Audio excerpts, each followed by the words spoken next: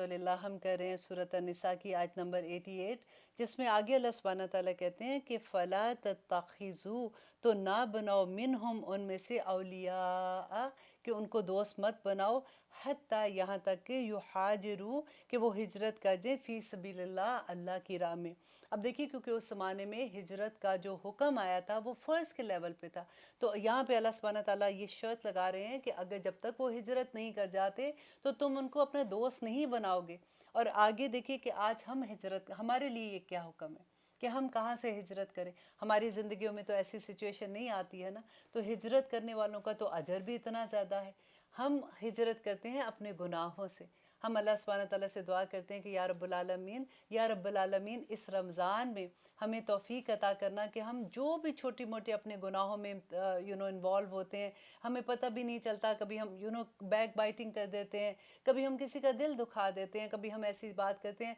या रब्बुल आलमीन हमें इन सारों से हिजरत करा दे और हमारी वो हिजरत कबूल कर ले, हमारी ये कोशिशें कबूल कर ले और हमें आखिर में वो दर्जे दे दीजिएगा जो हिजरत वालों को मिलने हैं। और आगे देखिए अल्लाह सुब्हानहू तआला कहते हैं फ़इन तवल्लौ, और अगर वो मुंह मोड़ लें, फ़ख़ुज़ूहुम, तो फिर पकड़ो उन्हें,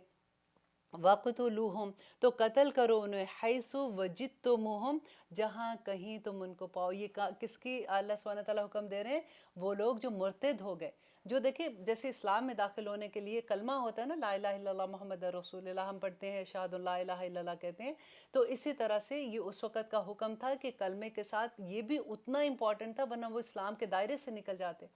तो अल्लाह सुब्हानहू तआला कहते हैं कि जो अगर ये हुक्म नहीं मान रहे हैं, वो मुर्तद हो गए हैं, तो फिर इनको जहाँ कहीं पाओ उनको कत्ल कर दो। अब क्यों ऐसे हुक्म दे रहे हैं? क्योंकि देखिए मुशरिकीन मक्का के साथ रह रहे थे ना, तो अब मुशरिकीन मक्का जो थे वो तो जंग करने, मुसलमानों को ख़त्म करना चाहते थे, वो उनके लिए जंग के लिए आते थे। अब ये जो लोग पीछे रह गए थे, फिर वो उनके साथ जंग के लिए आते हैं। तो शुरू में जो अल्लाह सुब्हानहू तआला ने कहा कि दो ग्रोह बन गए हो, कि वो एक कहते हैं कि मुसलमान है तो कैसे मारे, तो अल्लाह सुब्हानहू तआला ने कहा कि नहीं, अब अगर वो हिजरत नहीं कर रहे तो वो उन्हीं लोगों के साथ है, क्योंकि उन्हीं के ग्रोह के साथ वो मिलके तुम्हारे साथ जंग करने आते हैं, या फिर अपना माल देते हैं, या अपनी जो भी चीज़ें, अपना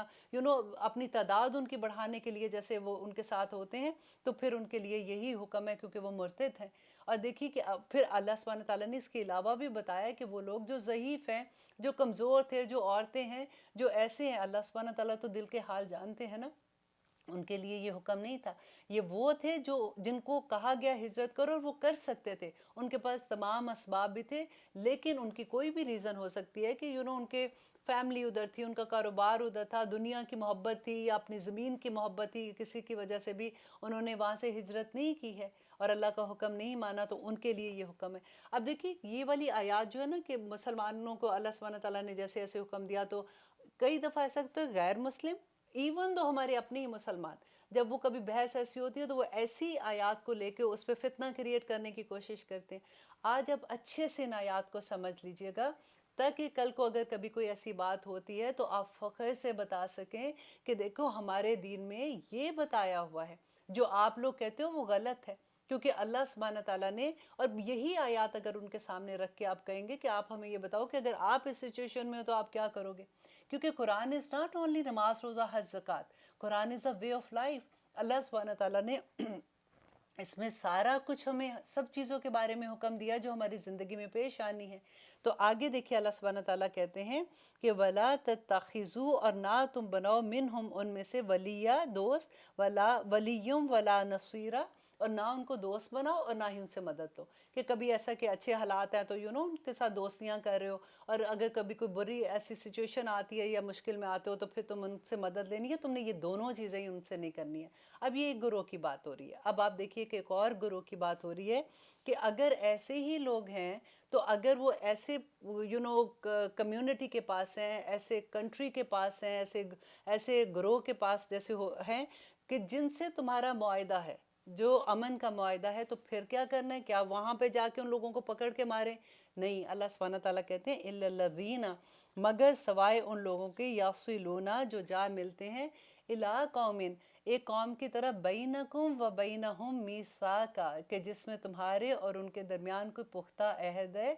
कि अमन का मुआहिदा कर चुके हो उनके साथ, او جاءکم، تو اگر تمہارا ان کے ساتھ معاہدہ ہے تو پھر تم نے ان کے ساتھ وہ نہیں کرنا کہ جہاں تم ان کو پاؤ ان کو قتل کرو، ٹھیک ہے، یہ دوسرا گروہ ڈن ہو گیا۔ اب تیسرے گروہ کی بات ہو رہی ہے، او جاءکم، یا وہ آتے ہیں تمہارے پاس حاصرات کے تنگ ہو گئے، صدورہم، ان کے دل، ان کے یقاتلوکم، کہ وہ جنگ کرے تم سے، او یا یقاتلو قومہم، یا وہ اپنی قوم سے جنگ کریں، مینز کہ یہ امن پسند لوگ ہیں، وہ نہیں چاہتے کہ تم لوگوں سے، مسلمان اگر نہیں بھی ہے، کافر بھی ہیں، لیکن اگر وہ تمہارے پاس آتے ہیں اور وہ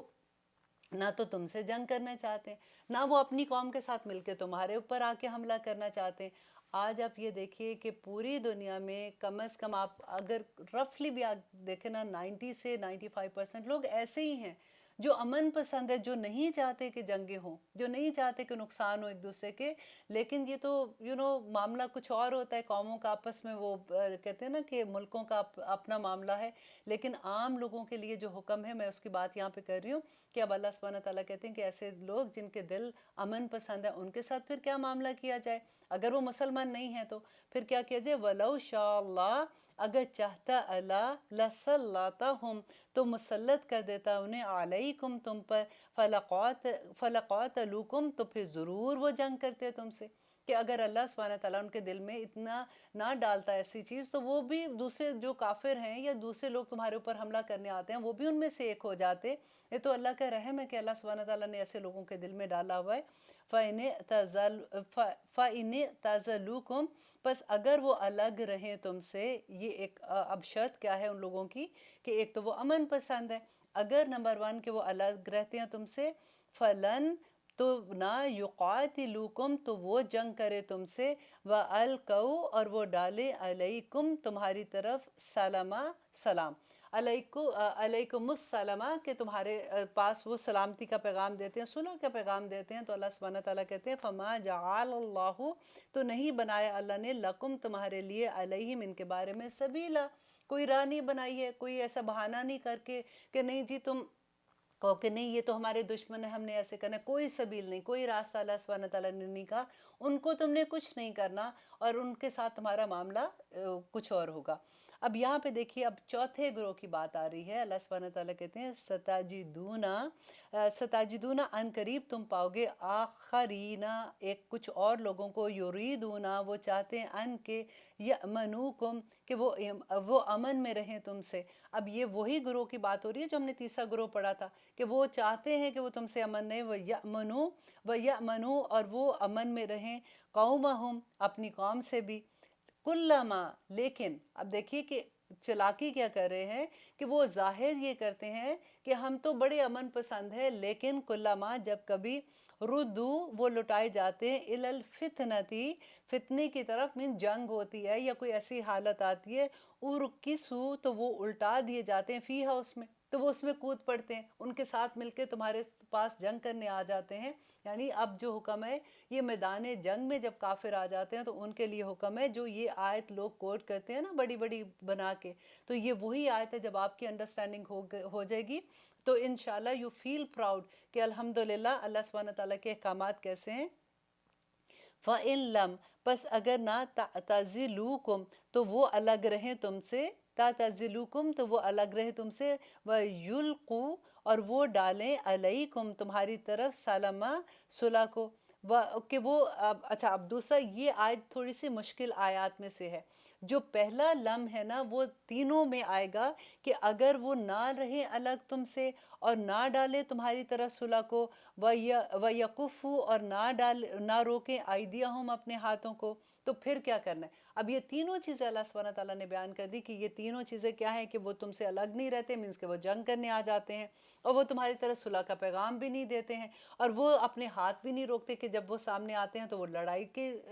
اس کی حالت میں آ جاتے ہیں، تو پھر کیا کرنے ہیں؟ فَخُذُوهُمْ، تو پھر پکڑو ان کو، وَاقْتُلُوهُمْ، تو پھر قتل کرو ان کو، حَيْثُ ثَقِفْتُمُوهُمْ، کہ جہاں تم پاؤ۔ اب آپ یہ دیکھیے کہ اگر آپ کا کوئی ایسا دوست ہے جو آپ سے یہ آیت پہ بات کرتا ہے، تو آپ ان کو کہو کہ اگر میدان جنگ میں کافر آ ہی جاتے ہیں، یا منافق ان کے ساتھ مل کے جو کہتے ہیں، اگر منہ سے ان کے ساتھ مل کے آ جاتے ہیں، یا کسی بھی ایسا معاملہ ہوتا ہے، تو تم کیا کرو گے؟ تم کیا کرو گے؟ اچھا اچھا ہمیں نہیں مارنا، دیکھو ہم تو تمہیں نہیں مان رہے تو تم ہمیں چھوڑ دو، ایسا تو نہیں ہوگا۔ میدان جنگ میں جب لوگ آ جائیں تمہارے سامنے تو پھر اللہ سبحانہ تعالیٰ کا حکم ہے کہ تمہارا ایمان کا لیول ایسا ہونا چاہیے کہ پھر تم نے پیچھے نہیں ہٹنا۔ پھر جہاں بھی تمہیں وہ ملتے ہیں میدان جنگ کے اندر، یہ عام شہر کی بات یا بازاروں کی بات نہیں ہو رہی ہے، تو پھر جہاں کہیں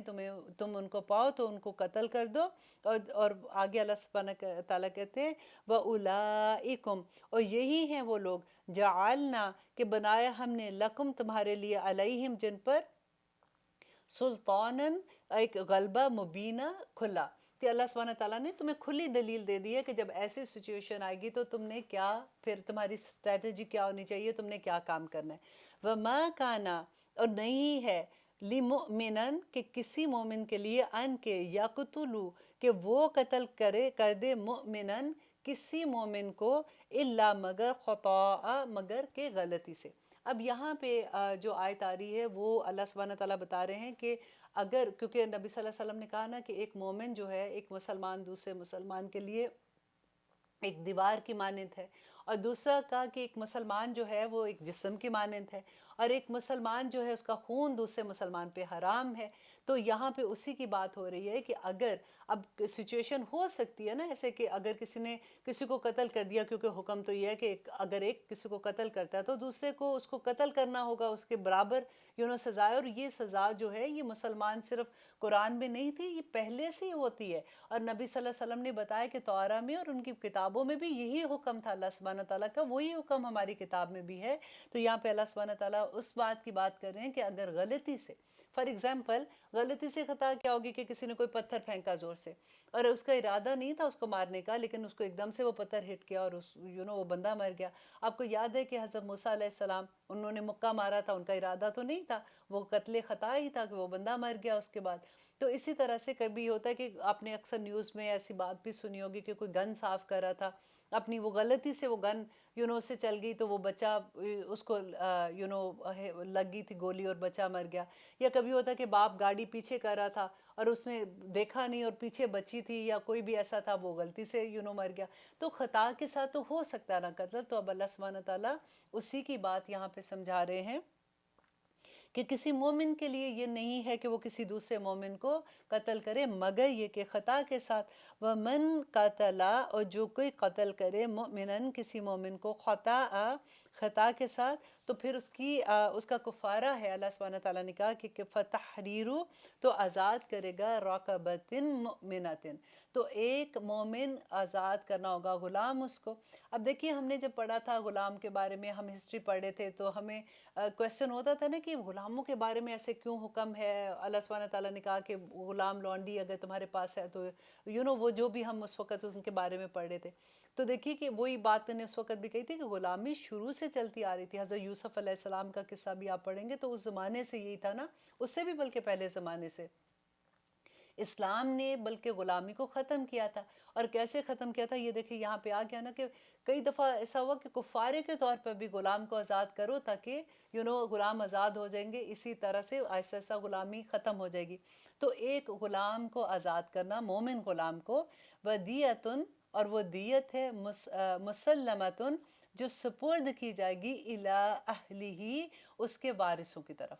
کہ نمبر ایک یہ کہ اس کو غلام آزاد کرنا ہوگا، نمبر یہ کہ اس کو دیت دینی پڑے گی، کس کو؟ اس کے وارثوں کی طرف۔ اور یہاں پہ جو ورڈ ہے نا مسلمتن، غور کرنے والا لفظ ہے۔ اللہ سبحانہ تعالیٰ نے ایسے کہا کہ ان کو جا کے ان کے سپرد کرنی پڑے گی، یہ نہیں کہ بیٹھے بیٹھے کہہ دیا ہاں جی مل جائیں گے تمہیں پیسے، یا میری وہ زمین پڑی ہوئی ہے اس میں ذرا تھوڑا سا جھگڑا ہے اس زمین میں تو وہ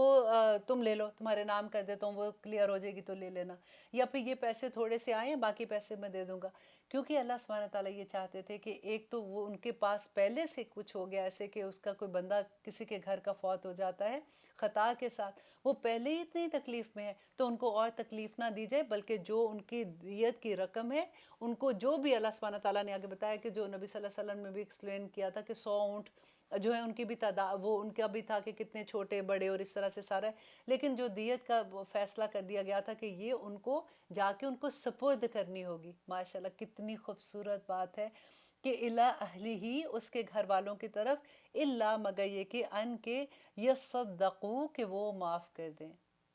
کہ جو وارث ہے نا اگر وہ خود سے معاف کر دے تو پھر کوئی اور بات نہیں. فَإِن كَانَ اور اگر ہو اگر ہے وہ من قومن کسی ایسی قوم سے عدو لکم کہ دشمن ہے وہ تمہاری. اب یہاں پہ تیسرے بات آگئی کہ اگر کوئی ایسی قوم سے ہے وہ بندہ جس نے قتل کیا ہے، وہ دشمن قوم سے ہے، تو پھر اس کے بارے میں کیا حکم ہوتا ہے. آئیے لیتے ہیں ایک چھوٹی سی بریک، پھر دیکھتے ہیں کہ آگے اللہ سبحانہ تعالیٰ نے اس کے بارے میں کیا ہے حکم دیا ہے.